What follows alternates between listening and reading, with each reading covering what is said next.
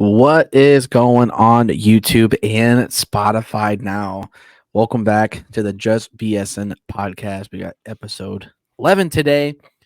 Obviously, got a lot to talk about. Last week did not go as planned for us at all here, but it happens. That's the way sports are sometimes. It sucks. There's been a lot of angry Ohio State fans, and although I get it, I'm pissed off too. Sometimes you just got to take an L in the chin and just move on because there's nothing else you can do. So, Andrew, how are we feeling? Well, I feel good now, but over the weekend, not so great, man. It was a rough weekend for us. That's for damn sure. Yeah, it like I said, it did not pan out at all the way that we thought or at least hoped that it would happen. I mean, truly, I was really confident in Ohio State being able to win that game. And to be honest, they could have won that game had they had better quarterback play, straight up. That was the only difference. And although McCord didn't play bad in certain moments, the two turnovers are ultimately the biggest factor, including the one to seal the deal, which was an arguable call, if I'm going to be honest. There were quite a few calls during that game that I think were missed or favorited towards that team up north. But that's beside the point. Quarterback play was the biggest factor, and it really stinks that McCord didn't show up the way he could have because he had so many opportunities to do it. Yeah, and he just missed simple throws, and it's just the same McCord we saw all year who would miss easy throws, who would, he missed a couple of simple checkdowns, and it's not what you want to see out of your quote-unquote starting quarterback. And I think when everyone watched the interview he did before the game, he just sounded so like monotone, not like into it. Like in past, we've seen guys like JT and Braxton, they're all like super stoked about it, like hyped up. You got Urban Meyer all hyped up and stuff, and it just seemed like Ryan Day and Kyle McCord just like monotone, like it's a game, like it's like okay, but it's the game. It's the biggest game of your calendar year. Like this is what defies Ohio State is whether or not we can beat Michigan. And it's like, yeah, this is the game we have to take seriously. And the fact that they just didn't, and it shows on the field because like the play calls were kind of conservative and mediocre. And again, for the second or third straight year, it's been incredibly conservative on offense. Yeah, and you never seen Urban Meyer do that. You see Urban Meyer just he threw up 60 because he could. And that's the thing, like he wasn't afraid to just airmail it and make big calls and stuff like that. Like it's like Ryan Day's just like, no. Yeah. And now for me, and I don't know what you're thinking about this. Does that mean he doesn't really trust Kyle McCord? I mean, partially. I guarantee you that has part of it. But again, I mean, before the game, Ryan Day said we're going to run the ball and we're going to defend against the run. Like that is our goal. And they didn't run the ball hardly at all. Like it seemed like they straight away. Yeah, and it's not like you were down a lot that entire game. That game was within grasp the entire game. Yeah. And so there's no excuse to say, oh, we were playing from behind or whatever. Like you didn't really dig yourself a big hole. It was only 27-24. It wasn't like we got blown out. Like that was one of the better games that we've had over the past few years anyway. But I don't know what's up with Ryan Day. I don't know if he's legitimately scared or like you said, it just doesn't seem like he takes it seriously. You hear I forget who it was, but it was a former Ohio State kid. It was a Joshua Perry, I think, was on some sort of talk show this past week, and he was talking about with Urban. It wasn't just like that week he took that seriously. Day one at camp, he's bringing it up. Like that game always meant something to Urban, and I think that is just the weird difference with this team is it doesn't seem like Ryan Day puts enough emphasis on this game because, sure, the other, 10 or 11 games are important, but it's not this one because genuinely speaking, this game is the game that gets you into the Big Ten championship anyway. Even if you lose one game, as long as you win the Big Ten, you pretty much are guaranteed a spot in the playoff. Like that's just how it's been. And I think you got to play for that. And in order to do that, you have to beat Michigan at the end of the year. And you can't, now we have to do this thing we did last year where we had to rely on other people losing for the committee to say, you know what, Ohio State deserves another chance. And we played well last year in the playoff. We should have beaten Georgia, but I don't know if the committee is going to take us that seriously again because of the fact that McCord is just. I mean, I think they only will because of the strength of schedule that we have. Right, but other than that, do you really think they're still going to trust us after we had a game like we did against that team up north? Does that happen again against a better team in Georgia? Because I think Georgia's better than Michigan. Yeah. I don't know, but it definitely seems like Ryan Day doesn't take it seriously, and it's a concern for me. It really is, especially if you're going to ride with Ryan Day as your head coach. He needs to start to taking that seriously, and I hope Urban will at least reach out to him and say, dude, you've got to take this game seriously. You can't go into it just like you would any other game. You have to go in that game with that same amount of attitude that you had against Notre Dame and Lou Holtz. Okay, show me a little fight, show me a little passion for this game, because it almost seems like he's scared of it. And I don't know. What a frustrating weekend, because we had that in the bag. We were driving at the end there, and McCord, he sees a little bit of pressure and he cracks. No, he does. And I don't know if you heard Roman Wilson. He spoke after the game. He said that Ohio State, again, was soft. And yeah, they are. They're soft. It's a soft football team. And he's making a great point. He's like, we didn't even play hard. They're just soft. And it's like, I think Ryan Day has instilled in this team that this is just football. Meanwhile, you have Urban Meyer, who's on a talk show, literally inside the stadium, the pregame to the game. And he's sitting there at the booth with all the guys and stuff. And he's just all hyped up about it. He's excited. He's like, yes, this is it. Let's go. That's the energy we need in that locker room. We need a guy who's hyped about this game year round. And, it almost makes me want to get Urban back just so we could have that kind of thing back. It's like, dude, we just need a coach who wants to come in, just dominates Michigan. All the other games don't matter. Those games are easy. Yeah. Those are easy games. And again, we're not saying that because we're Ohio State fans and stuff like that, but you're going to beat Indiana every year. You're going to beat Minnesota. You're going to beat, Penn State has not been anybody the last couple of years. So you probably know you're going to beat Penn State. You're going to beat all these teams. The only game that really matters is the Michigan game. And if you can't take it seriously, then I can't take you seriously, and I can't have you be the head coach of Ohio State football. Yeah. I need a guy who's going to come here and be like, he circles Michigan right on the calendar as soon as they walk into that room day one and says, this is the game we're focusing on all season long. This is the one I want. I don't give a shit about Northwestern. I don't give a shit about USC. I don't give a shit about Oregon, because now you have those teams coming in next year. Mm-hmm. I don't give a shit about these guys. Michigan is still our number one priority. Yeah. We can lose to USC, we can lose to Oregon, but as long as we beat the hell out of Michigan, everyone's going to be the happiest people in the world. Yeah. It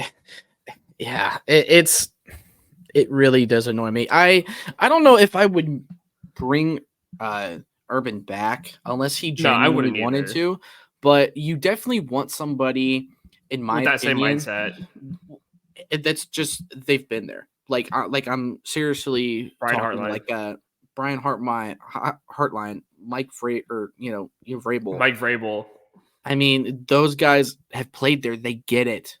Even, bringing guys in like a James Laurinaitis, or just the guys that, again, played here, they understand what that game means. I think you need somebody that either has formerly played for us, or at least understands that rivalry to understand how important it is every single year. Because it's the only game we give a shit about. It is. You prep for that season just to beat that team up north. Like, that's the only game we care about. And it makes the rest of the Big Ten look like crap. And it has been for the last few years. Hopefully, when we start to bring in these newer teams, it'll help liven it up a little bit. But like, Yeah. at the end of the day, like, even if you lose a game week 2, you still, as long as you beat Michigan and you've won and you're within the top 10, you have a chance to get in the playoff regardless. The only way that doesn't happen is if the SEC has 2 guys that are, up there at 1 and 4, or, 1 and 3 or whatever, because because that's happened. But the Big Ten, again, is one of those conferences where you're going to have either Michigan or Ohio State up there.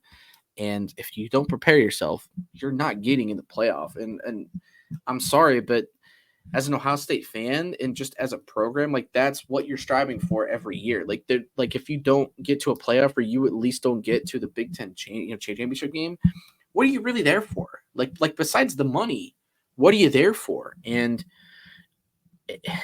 it's definitely not about those kids, because Harrison was really upset when they lost. He wanted to beat them. That's one of the reasons why he came, he came there, was to experience that.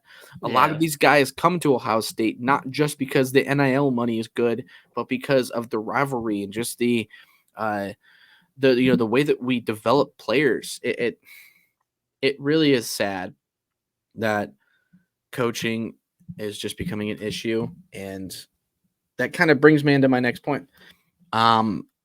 Do you think at this point, do you want to see Day go, or do you want to give him one more year, or is he done in your eyes?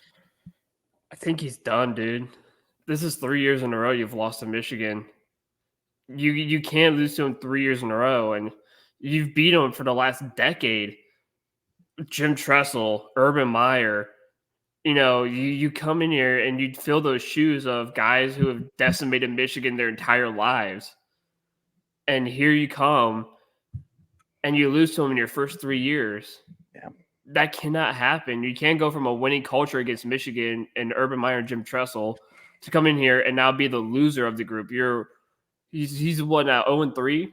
I guess so. No, 1-4. He's 1-4 against Michigan. He beat him once. He beat him in his rookie year as a head coach. Yeah, during COVID year, I believe. During COVID year, yeah. So it doesn't even really count.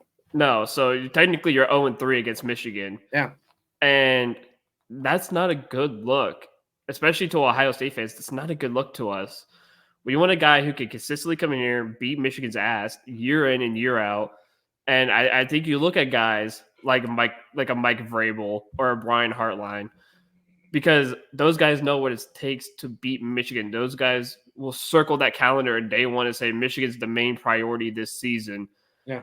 I mean, I've been hearing people to beg Mike Vrabel to come because, number one, he's played here. Number two, he's got that NFL coaching experience that he could bring to the college level and elevate maybe a guy like Kyle McCord into being a more better elite level quarterback, or Aaron Noland, whoever he decides to start. But I think you just need someone in here who will take the game seriously. The game, not any game, just the game against the team up north. So you have to beat them, and you can't sit here and be 1-4 against, fucking John Harbaugh and this trash ass team. And they're only going to get worse too. Like, once they lose JJ, like, who else? They're going to get worse. I mean, yeah, they have that flashy quarterback that ran a few good plays on us, but he can't throw. Yeah, he can't throw. So and they're probably going to lose both of their running backs. I guarantee that, and they're going to lose a few linemen. So they're going to get worse. So if you really can't beat them next year, then what the hell are you doing with Day anyway? If you really do decide to keep him, but I totally agree with you with Mike Vrabel. I think he would make sense, especially with I forget the dude's name, but he's the defensive coordinator for us.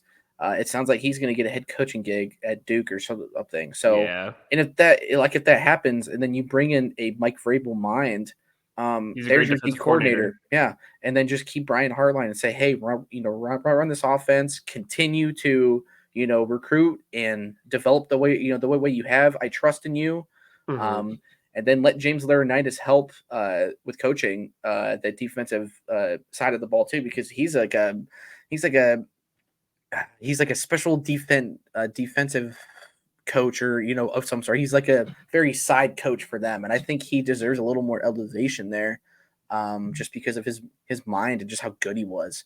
I think it would be dumb to not at least give him a chance to at least help with that defense more. But like, you got to get rid of Larry Johnson. I don't think he's developing our defensive lineman as well as he did previously. He got handed an amazing like 3 or 4 straight classes where he had Boza brothers and fucking Chase Young. Like, of course you're gonna have a good run there, but like, if that's all you have to show, and ever since then you haven't had anything better than a 3rd round pick, that's saying something, especially when we're not stopping the run like we could. And the thing is, too, he also has JT. He has Tommy Eichenberg. Eichenberg, Sawyer. He's going to have more, and he's going to have more guys. But also, we just lost a defensive line recruit this week or today. Yeah. Actually, he's going to Miami now. That sucks too, because he was like a top 10 recruit overall. But like, it is what it is. Like, that's going to happen. But it sucks, and like Michigan game probably decided him leaving too. I bet you it did, because he probably saw this defensive line and said, I don't know if this is where I want to be anyway. But also, Miami just sounds a lot better than being in Columbus. Like, of course the kid's going to go to Miami. It's fine. It's not a big deal. Like, it does happen. It is what it is. Yeah. But yeah, you just wonder if that stuff is going to play more of a factor. Do you decide to start cleaning up this staff a little bit and getting a little more seriousness around not only just this game but just the team, because it just seems like a very lackluster team the last few years. And I think you have to, though. I think you have to. I mean, it might be time to clean a little bit of the house. And he already, like you said, you already lost a recruit today. That was going to be a crucial part of the defense next year and for the next few years. And he probably saw that Michigan game, was like, that defense looks soft as hell, man. I can't go to a team like that. And he's like, all right, Miami it is. And, Miami may not be a better football school than Ohio State, but Miami will probably play a lot tougher than we will. Yeah. And I don't blame him for doing that. You want to go to play for a team that's tough, that's gritty, that's not afraid to fight. And yet you sit here and you're just afraid. These boys, for some reason, are afraid to go out there and make plays. And I think Ryan Day has a lot to do with that, because you're the head coach. You dictate how the players feel. You dictate their morales. And when they're sitting there and they can't make a tackle, they can't make a simple play on the ball. McCord short arms a wide open Marvin Harrison that would have been for a touchdown to win the game for you. And instead, he short arms it for an interception because he was afraid. You can't have that anymore. Like, Kyle McCord, like, we would see JT and Braxton be so confident themselves they would make that throw. Yeah. And Kyle McCord's just like, oh no, I don't know if I can make that throw. And he tries to, and it's too late. He short arms it and he gets hit as he throws, and it gets picked off and the game's over. It's like he's such a, and that's my problem with him too, is he's such a one-read quarterback that he just and a one-threat quarterback too. Like, he can't run. Yeah, and he just stared at Harrison for so long that he got hit. And it's like, dude, you see him open, just immediately just whip it down there. Like, or if you can, just quickly go through your reads. And I mean, he's had guys wide open all game long that if he would just look through all of his reads, he would have seen them. And he's like, nope, let me go into double coverage, triple coverage. Let me just throw it here. Let me miss Harrison's down there. It's almost, somewhere. Like, it's like it's like Manning to Odell. Like, yeah, he would literally just, here you go, just go up and get it. And it's like, sure, that can work sometimes, but it's a dangerous way to play. And if you fuck up, and you're short, it's going to be a pick. And yeah, it's definitely that's been my gripe too, is the lack of being able to scramble. We kind of had that with Stroud, but at least Stroud could kind of run. But like, when we had guys like Fields and even Haskins would run the ball, AT was obviously a scrambler, and it helped extend drives, it helped extend plays, and it would always bring life. And one point that you made there's just not that like fight. Do you notice we didn't really have a fight this year? Every year we have a fight of some sort, a little scurf, a little Yeah. scramble. I didn't see none of that shit. That kind No. of pissed me off too. I thought we would see it during like Notre Dame or something Yeah. but no, we had nothing. No little fights, no little scraps. I mean, hell, we watched the Browns have a little scrap with the 49ers. Yeah, like I was just thinking that too. It's like, you have that in these big games where like you're gonna be emotional and like you want to take that seriously. And that's even something that that Josh Perry was saying too, is it's like you were there because you genuinely hated Michigan. playing this team. You hated playing them so much that it made you angry every week. And it's just, again, it starts with coaching. You set the pace, you set the attitude, and we don't have attitude on this team. It's No. just kind of business casual, blah blah blah. And it's like fuck that. Like, Yeah. that's the one reason why I think people love Dion is because even though he doesn't really seem like an outstanding coach, he at least brings an attitude and swagger that gives the kids confidence to play. And obviously they didn't play well this year, but they have good players on that team. And when they were clicking, everybody was doing good. So it's like, again, it's all about the attitude. And you only really saw that with, the game against Notre Dame that was it. And after that, you really didn't see the attitude again. It's sad. It's sad because this team had so much potential, especially offensively. You have weapons on every part of your positional group. Like, you have 3 or 4 running backs that are solid. You have 3 or Yeah. 4 wide receivers that are legit, with Tate Martell being as good as he is too as a freshman. You have Cade Stover, who's potentially could be a tight end of the year in college football. Like, and your defense was playing better this year. Man, your cat is just all over you today, isn't he? He is. He's so fucking cute though. Like, you He's can't help it. he's so adorable. He is. Like look at you. Say hi. Shout out the Drew cat. He's chill as hell too. Shout out to Leo, the chillest cat in the world. He's so goat. He's so vibey. Yeah. But what a he hates man. Michigan too, man. He can go out there and play against Michigan. He hates Michigan just as bad.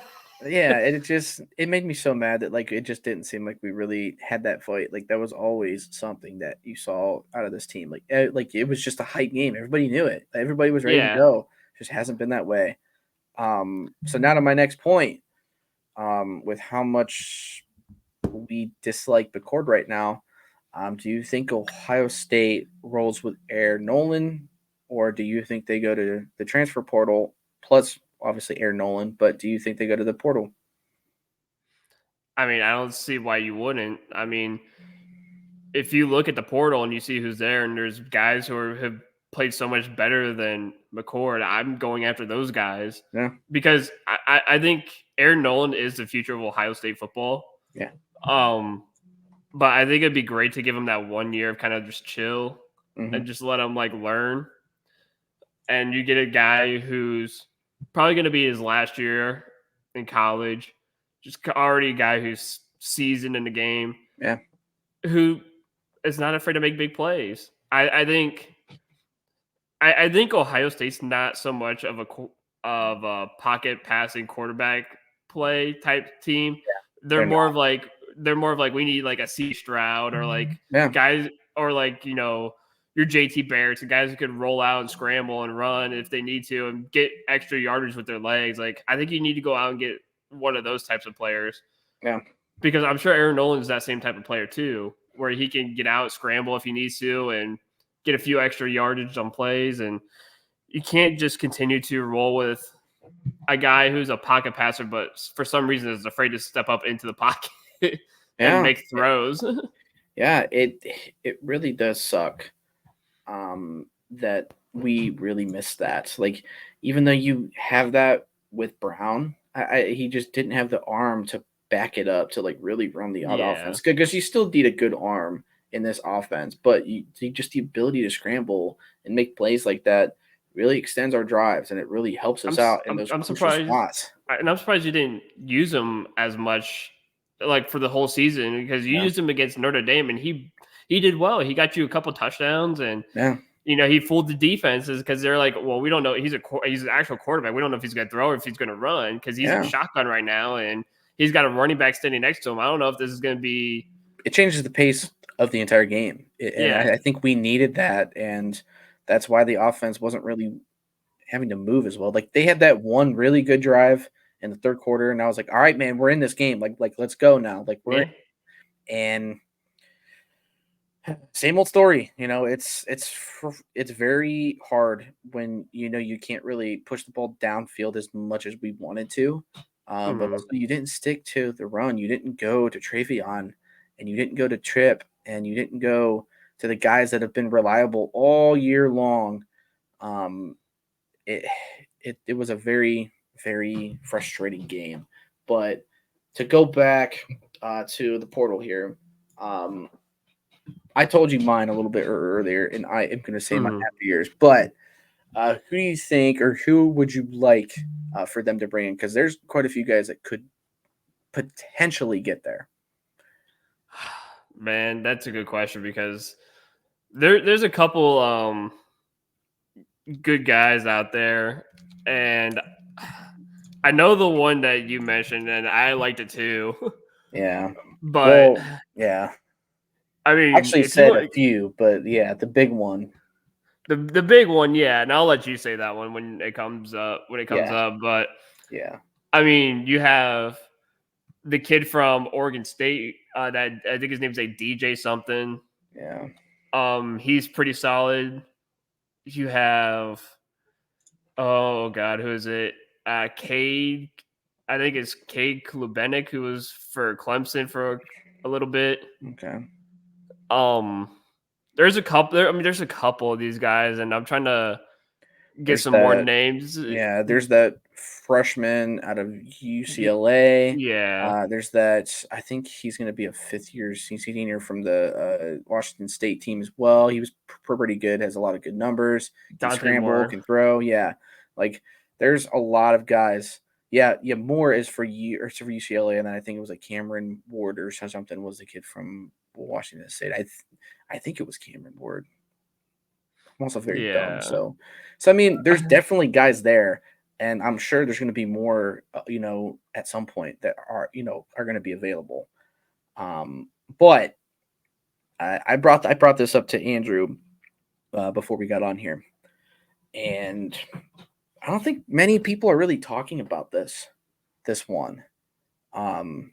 Really just because he's kind of going under the radar just based off of the fact of who's starting above him right now. I would love if Ohio State threw the bag at Arch Manning. Yeah. Because Quinn Ewers, he's staying in Texas. That's where Arch is going. I think he starts his freshman year. Actually, I think he started it this year, if I'm not mistaken. It's either this year or he's going to be a freshman next year, something like that. One or the other. I mean, why not? Why not? Arch Manning would fit the mold. He would fit the description. The kid can throw and he can scramble. He is not like the Mannings. He can actually scramble. Why not? Get fun with it. Like prove that you're Ohio State because like you're a top 5 program in this country. Like you need to prove that. And you need to stop losing to that team up north, and you need to prove a point. What better way to do that than to bring in a guy like an Arch Manning? One guy I'm also looking at is KJ Jefferson from Arkansas.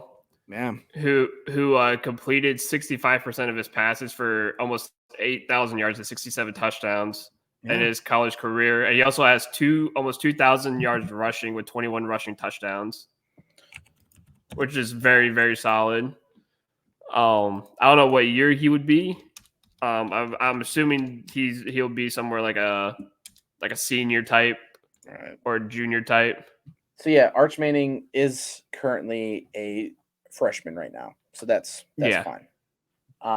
So I was Googling his name, and the first thing that popped up was Arch Manning, Ohio State. 4 days ago, somebody put that out.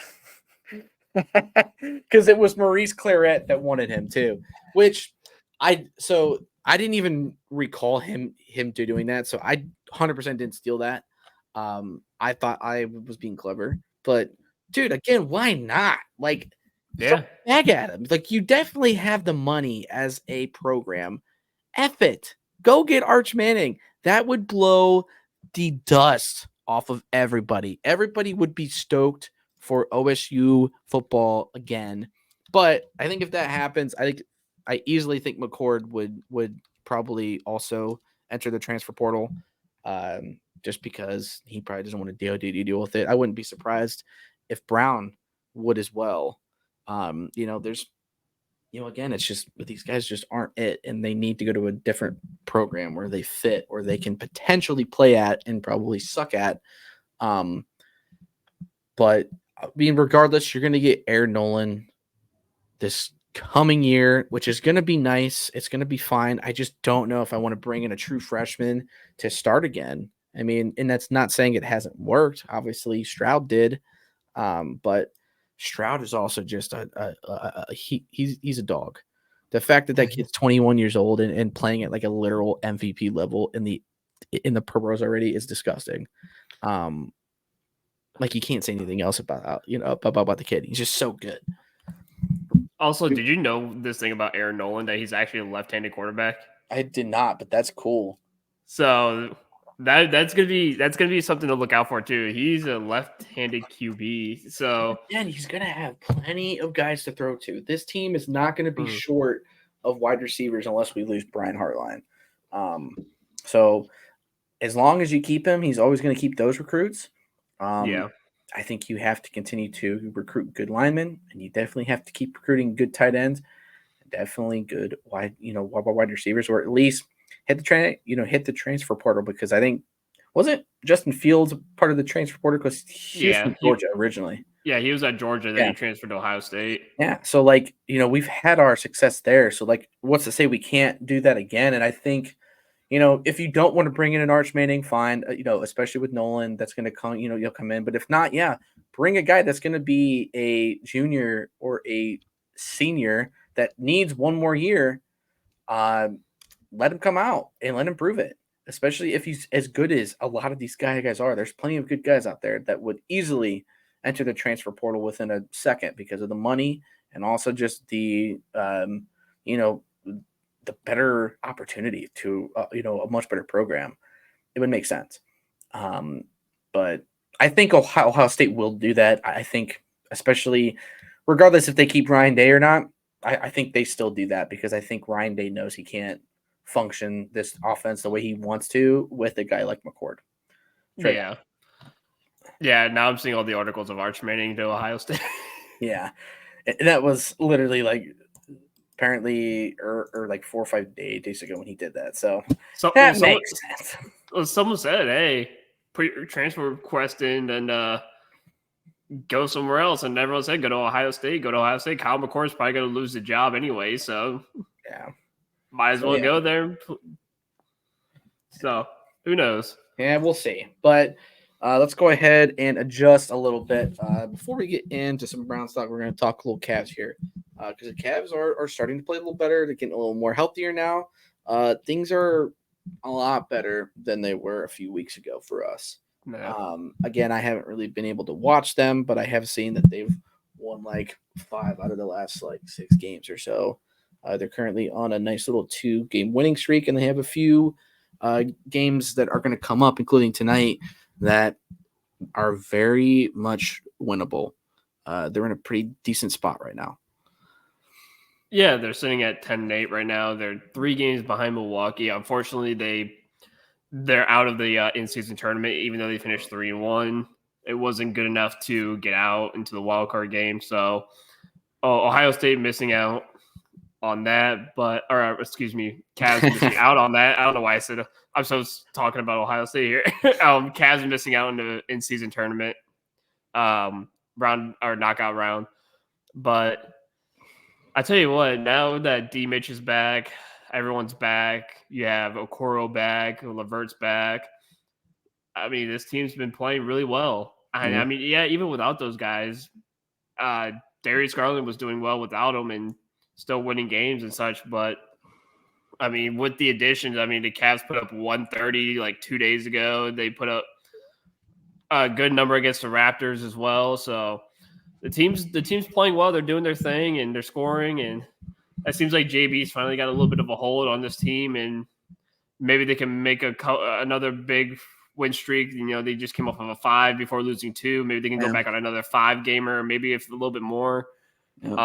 So if that's the case, then I think people start believing in JB again, which, I mean, I know we all said we wanted him gone, but I think if you get a little bit more belief in JB, I think everything will go a lot more smoothly and back to where they were last year. Yeah. I mean, like, especially with last year, the vibe around the Cavs was so fun because they were playing well. You know, it was fun. It was just a fun season. I know I said fun a lot, but it was a good season. It was fun, and you really need that vibe back. And I hope that the players kind of start to piggyback off of that and really start to play the way that they know how to play. This team is good enough to be a top 4 team in the Eastern, conference. I really do think they are. So it's just up to them to just build some streaks. Like go on quite a few 4, 5, 6 game winners, and the wins will stack. Trust me. Like it'll look good when you win. You you lose like 3 or 4 games out of a month instead of being like Detroit where you haven't won a single game yet apparently in November. I saw that today and was like, whoo, like we've been there. We've been there, and it's like again, it's almost like the same type of conversation we have with the Browns. It's like we've been worse.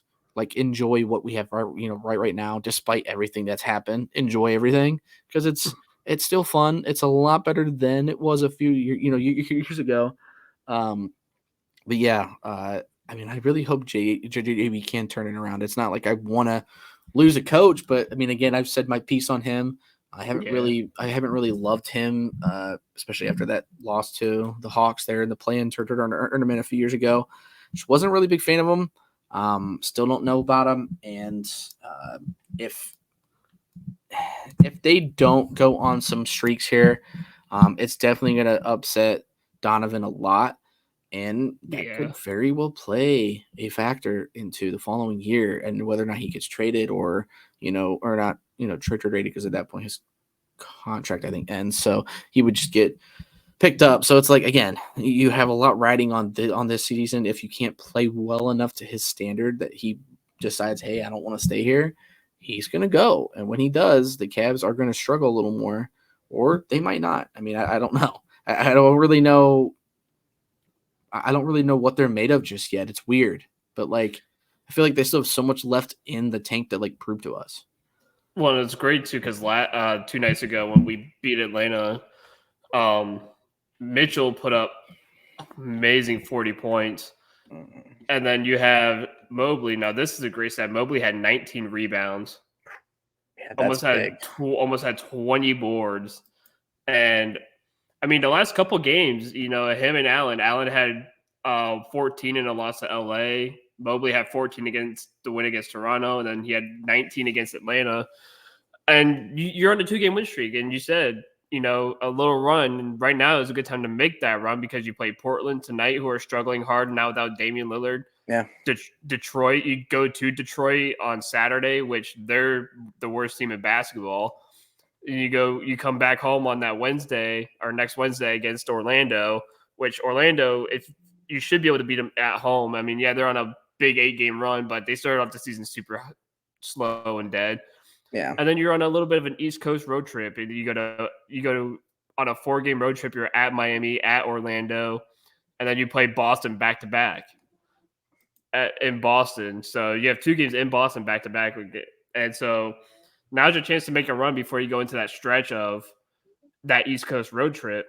Yeah. And you can win 4 or 5 games before you go into that trip, and I think that'd be a massive boost for the Cavs if they can win those games. And I think you start seeing fans having fun and the team having fun again. And I mean, they seemed to have fun the other night when they beat the hell out of Atlanta. So yeah, And and everyone was worried about Donovan Mitchell's happiness. Well, it seems like him and Darius Garland were all smiles and having a good time. So I don't think he's upset about being here. I think he's just more upset that he thought they should have gone further in the playoffs last season, and they kind of just stunk it up a little bit. And we talked about the coaching staff and JB and whatnot. If he can get him to believe again, then obviously people will believe in him, but you can't bounce out the first round. I think you need to make a deeper run. Absolutely. I mean, at this point, you have to, especially with the showing you had against the Knicks, last year. And again, I was at the one game that they had won. They played so well that game. Darius went off. Mitchell didn't really play that well. And Osman couldn't buy a freaking shot. My God, I hated that so much.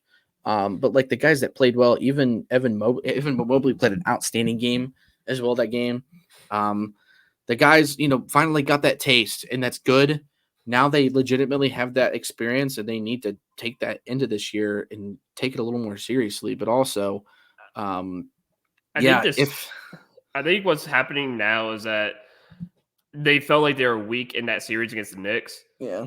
And, obviously we all know what Alan said, that the lights were too bright. And, I mean, he's young. Him and Mobley, they're both young. Obviously, that was their first time ever in the playoffs. So, of course, the lights are going to be a little bit brighter than what they're used to.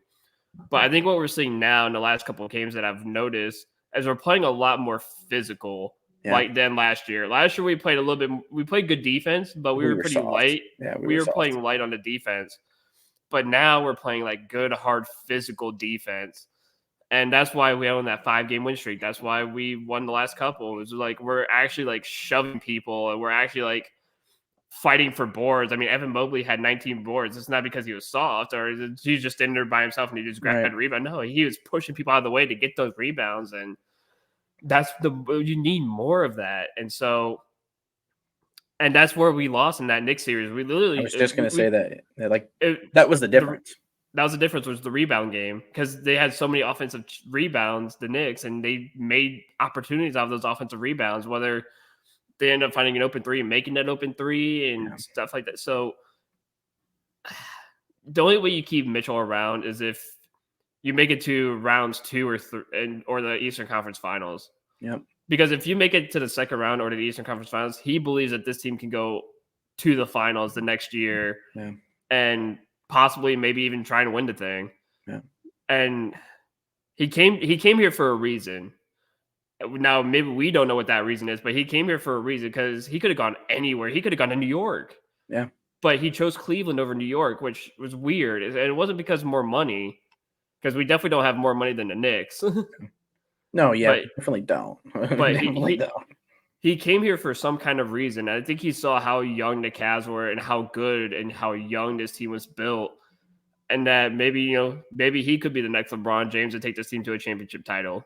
Right. And it's like, I think he at least understands that, like, if he would be one of those guys that, that would do it, he forever like cements himself in the history of this team and just this, the overall, area. Like, Cleveland would adore that kid. That kid would never pay for a dinner ever again in his life. No. If he would win a championship here, at least get us back into contention. Because with LeBron, I mean, we were spoiled.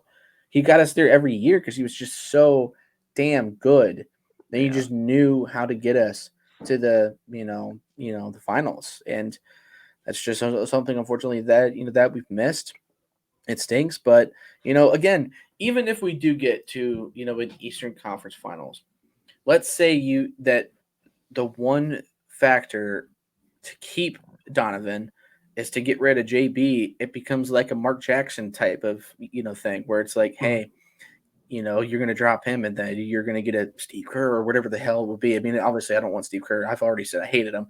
But like, it'll be that type of scenario, or even like with Blatt, how we just canned him after we had like, I think we had like a 32 and like 19 record. Yeah. Like, it was something insane. Like, we were winning a lot, and then LeBron was just like, yeah, this guy ain't it. Like, get rid of him now, because this guy sucks. And maybe that's what the need is. They need Donovan Mitchell to be a voice, be like, listen, JB's not it. Like, we gotta can his ass right now and get it. Yeah. And he'll probably be like, listen, I know a guy who could come in here and kick some ass, maybe AKA Mike Budenholzer or something. Yeah, it definitely could. But for now, it seems like they're playing a lot better, which is good. I hope that they continue to streak here because they do have some very favorable games that are going to come up here. But before we run out of time, because we're already 45 minutes into this thing, we've just been talking. We haven't even got to the main thing that we usually talk about here, which is our brownies. Obviously another tough loss last week. It really stunk when DTR went out because I think before that injury, he was actually really starting to play well. Like the kid was making really good throws. We had a really good drive prior to that. Things were starting to look good. And unfortunately, the kid got hurt. And now we're back to square one. But everybody's saying very high praises about Flacco. And even though he's 41, it sounds like his arm is still there. So there's some slight optimism again, as every Browns fan has all the time, where we're always optimistic. But we're definitely not out of the neck of the woods just yet. Yeah, no, and if Tom Brady can win a Super Bowl at 43, 44 years old, then I'm sure Joe Flacco can do a little bit of something here at 41, but yeah, at least get us into the playoffs. Yeah, he could get us into the playoffs because I think the magic number, at least for me, would probably be 3 more wins. Yep, I think 10 wins get you into the playoffs, or at least into the wild card. Mm-hmm. So all you gotta do is just win 3 more games, and you're pretty much solid. Yeah. And you have the talent and the team to do so. I just felt bad because it felt like Sean Payton's Saints team all over again with the bounty gate because they targeted DTR, got him out. They got rid of Miles. I don't know if you saw the picture of the guy who said, I was doing my job against Myles Garrett and stuff, and his hair was like completely like over his fucking helmet and like his face mask. Yeah. There were a lot of missed holding calls in that game. Again, I was like, yeah, for sure, you're doing your job of holding the shit out of Myles Garrett and getting away with it. Like, you don't go up into the face mask and hold the fuck out somebody, but go off, man. And then of course they destroyed Amari Cooper as well. They did a cheap shot on him. Which it was the same number 6 guy who got flagged for the cheap shot in the end zone. Yeah. And then he did it again, but this time it wasn't flagged. And you're like, well, I mean, we can't just do it twice, It's like you can, you just don't want to because that's definitely a cheap. The ball was the ball was missed, but he came in so fucking late and just drilled him. It's like, is this Bountygate 2.0, but with the Denver Broncos now? Like, is he like? I get it, he likes to play tough defense, but these late hits, man, are just insane. And I don't care if you're a Broncos fan or not, and you say, well, the one on DTR wasn't a penalty and stuff. First of all, the guy left his feet. I was just gonna say that. Yep. And second, he came off with his whole entire bottom part of his face just all bloody. Yeah, like he got popped in the mouth from the head, no doubt. He got popped in the mouth, and it's like, you can't say that's not a cheap shot, especially against a young rookie quarterback. Like, you're really going to destroy a young rookie quarterback like that? Yeah. It's not like he's tormenting you. No. But again, he was starting to make some really good throws. He had that one great one on the run. That was just a beautiful throw to Amari for a first down. God, I can't speak today, man. It's been a long day. But we had the game, and unfortunately, I think the other part too is our defense didn't really play that well. That was one of our worst games that we've played all year. I mean, we've had our moments, like we've had some not so great games, but we've always been in the games. This game just didn't seem like we were really in it, especially in that fourth quarter. It got away from us, and then we just never were able to fully recover, especially after that fucking fumble. Oh my God. Well, it just seemed like both sides of the ball seemed like sluggish and slow. Like nobody just seemed to want to do anything. It just seemed like the vibe wasn't there. Like, I don't know if it was the thin air in Denver that kind of slowed us down a little bit, where everyone's just kind of like more exhausted and more tired, and because they're just not used to it. But I mean, we were just slowed up because I guarantee you, if that game was played in Cleveland, I'm sure things would have been way different. Yeah. But you just got to look past it now. I mean, you got to brush it off. You have, I'm losing my mind. I can't remember who we play. Rams. I think we got the Jags Rams next. So we have the Rams next. Yeah. Which the Rams have been. Jags. Yeah, it's the Rams and the Jags next. Which the Rams, have not been great all year either. No. And Cooper Kupp just went back down with an injury, and he's kind of questionable going into this game too. So I mean, their best receiver is pretty much already out again, Yeah. and it's not one you might have to really worry about. I mean, Their one threat is Kyron Williams. Like he played a yeah, great game last week. He just came off IR, and I only know that because he's on my fantasy team, and he's the only thing keeping me alive. So I hope he has a decent game against us, but I don't want him to have a horrible game because I need my fantasy team to win too. But yeah, that's been pretty much their main guy. So I feel like if you can stop the run game and you can stop him, I feel like you really will truly limit the Rams on offense because it's not like they have these crazy threats. Like Bakua has been cool, but I think yeah. he's slowed down a little bit. Because I haven't really heard his name too much the last few weeks. At least Um, more or less because Cooper Kupp came back and yeah, started taking over all those receptions that Pukua was getting, and right.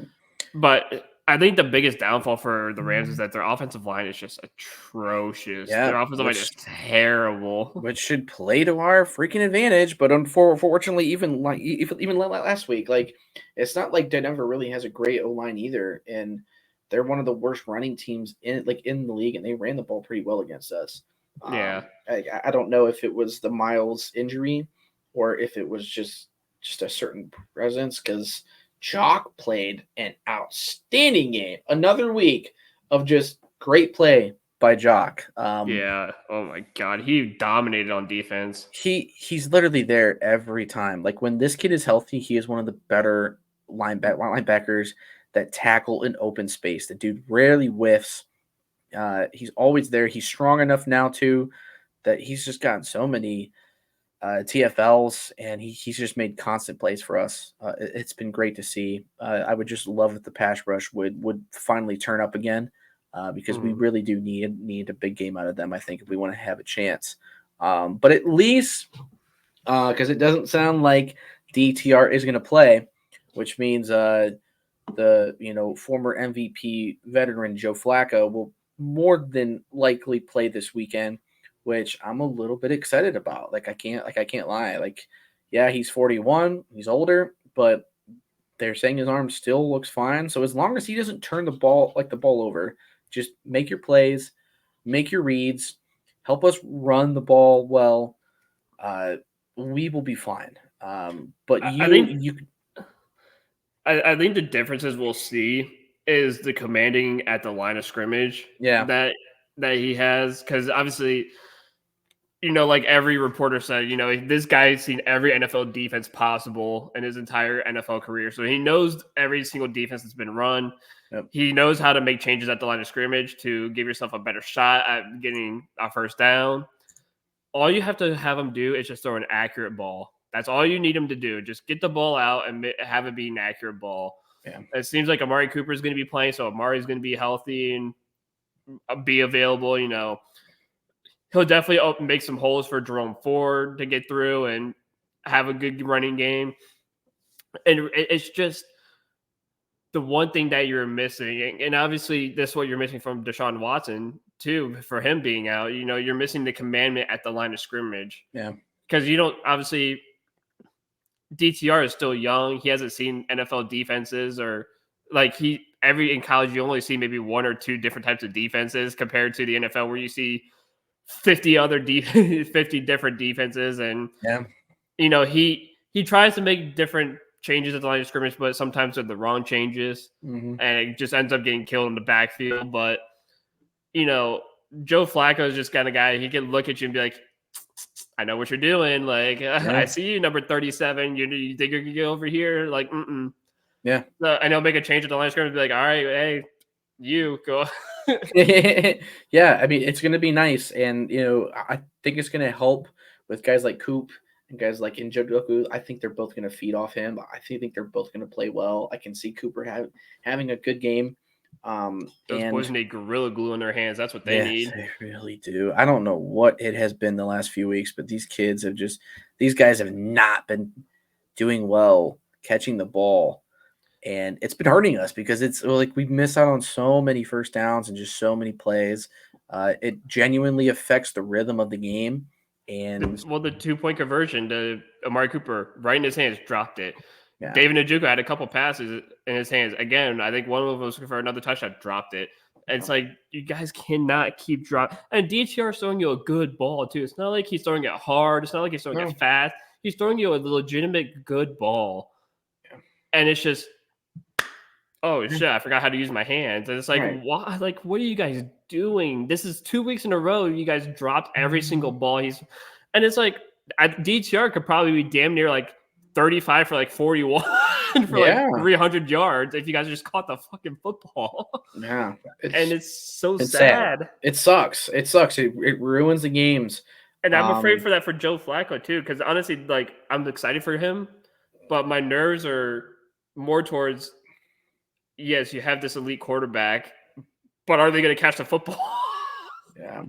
It definitely makes you wish that we still had DPJ, because at least that kid could catch the ball. He had reliable hands. You know, and look, I get it. Like, I get the fact that they probably weren't going to keep him after this year. I understand that side. Yeah. I get that side of the game.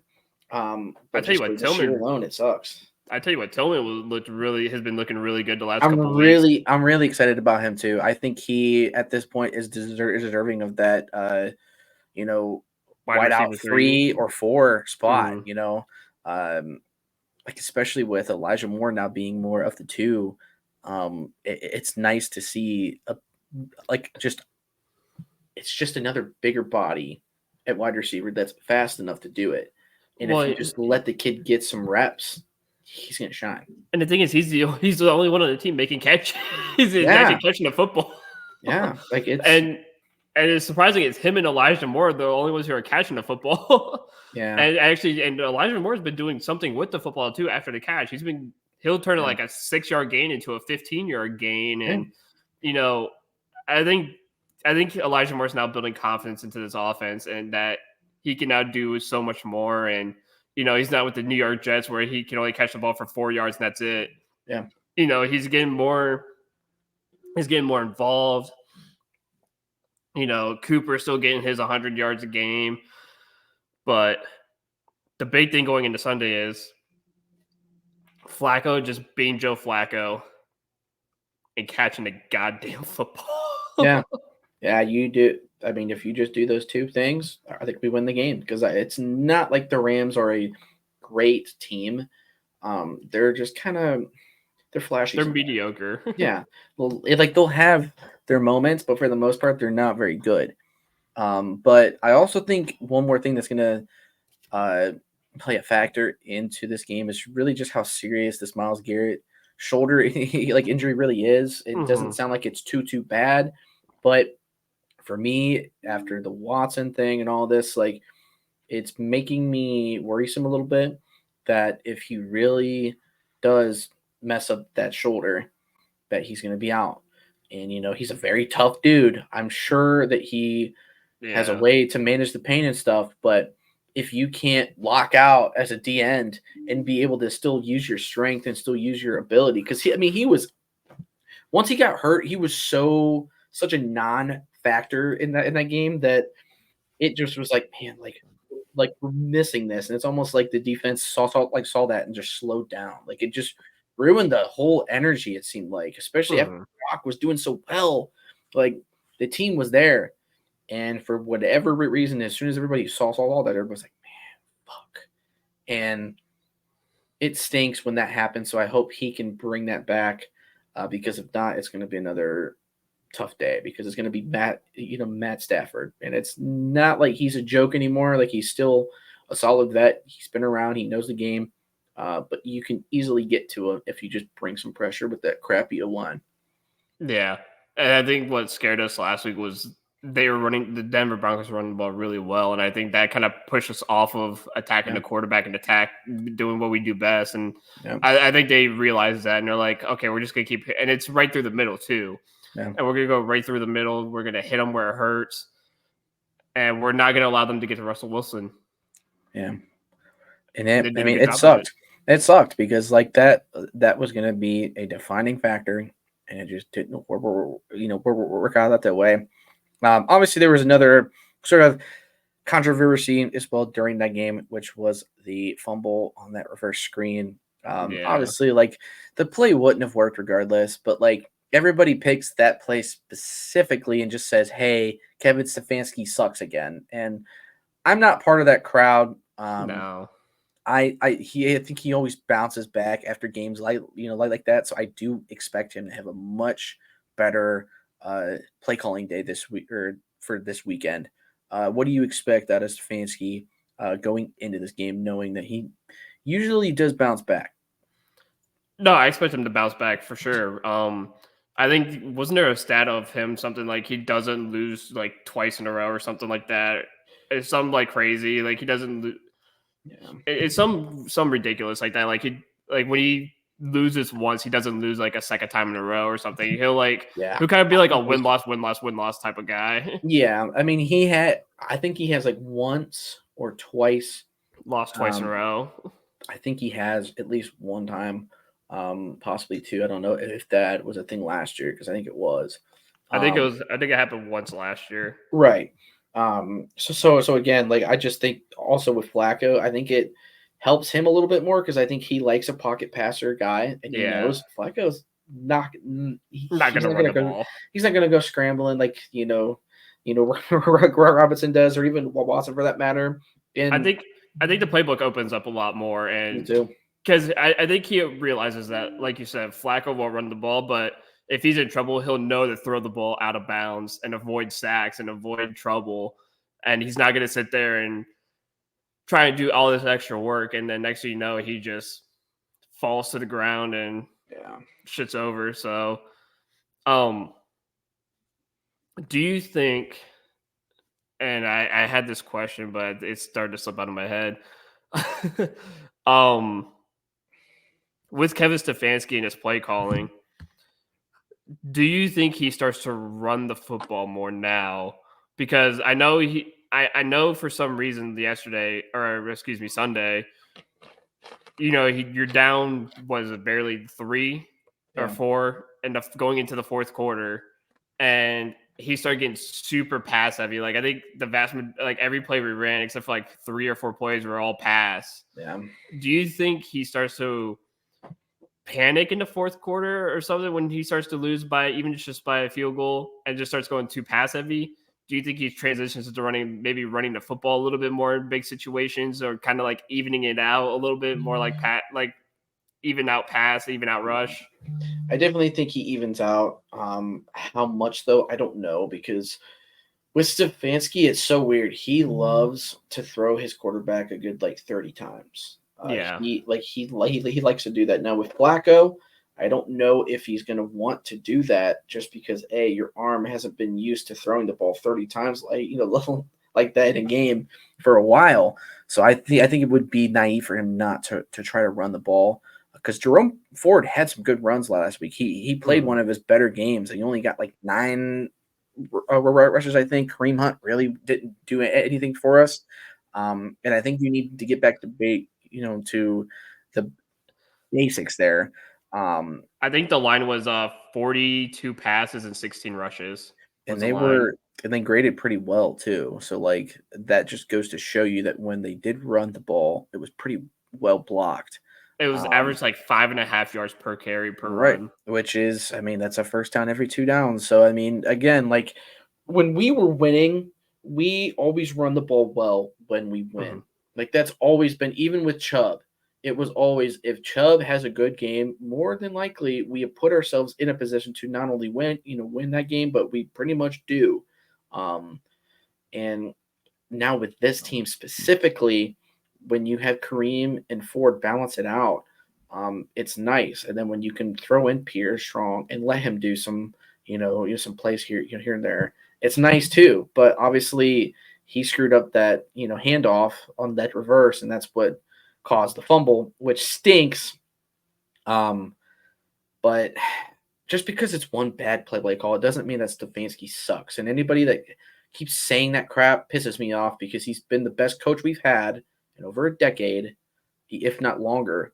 There is zero reason right now to put him on the hot seat because he has been without a legitimate starting quarterback for over half the season, and I he think still has he's us at 7-4.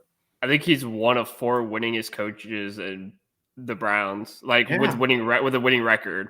That's nuts to me. So again, I get people's impatience as a Browns fan. You just want to win now, but guys, with everything that's been going on this year, with all of the injuries that have piled up, we're not going to win a Super Bowl this year. No. But if you can at least get this team in a playoff run and let them experience that again, I think that would do some wonders with this young roster. It would do some crazy stuff to these guys, and it would really let them truly buy in and want to come back the following year. Guys like Delpit and Jock are going to be key in trying to keep.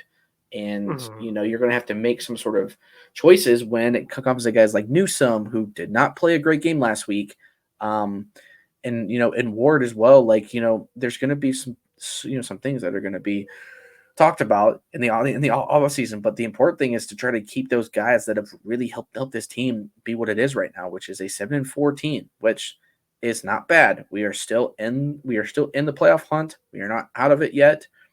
Just take it one game at a time. Let our defense continue to play the way it has. Get us healthy, and everybody that does start to get healthy will come at a better time because it'll be towards the end, the end of the year when we have a much favorable schedule. We have an opportunity to at least win that through 3 games. I think 10 wins could get us into the playoffs, especially with how bad the Bills have been this year. They have a tough schedule ahead too. It's favorable for us. The Bengals have sucked. Obviously, Joe Burrow is out now. That helps us too. The Steelers are inconsistent. But they just won their own version of their Super Bowl last week, as they were hyped to beat a Joe Burrow-less Bengals team.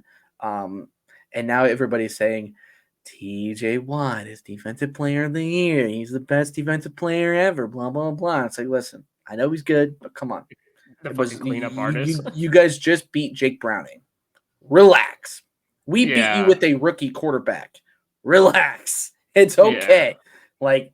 Everything comes back down to earth. That's our Super Bowl, man.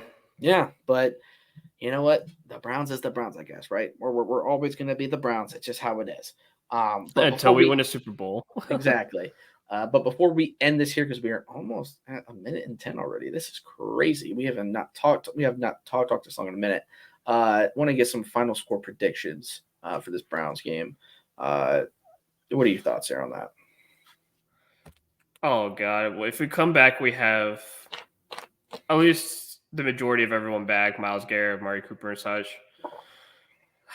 I think we could definitely do some damage in LA, especially if Joe Flacco's our starter. I'm going to say we don't lose back-to-back. I'm going to say we win 27-17.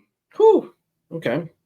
I think it's going to be a little more lower scoring personally. I think there's going to be a little more DD defense involved, but yeah, I don't know necessarily how much this offense is going to score, but I do think it'll be like a 20-10 sort of game. Browns. I can even see us scoring like 16 points on like a few field goals and a score, and then our defense just holding it down.